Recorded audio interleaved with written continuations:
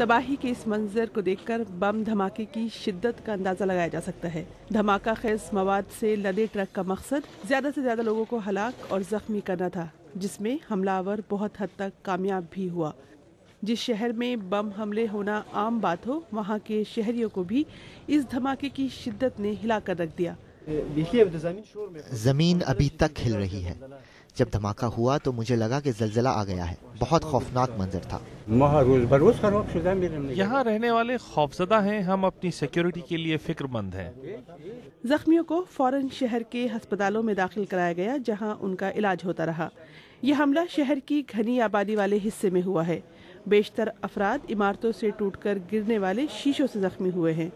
जहां धमाका हुआ वहां एक फौजी कंपाउंड भी है, लेकिन जो हलाक हुए उनमें शहरी शामिल हैं। हलाक होने वालों में खवातीन और बच्चे भी हैं।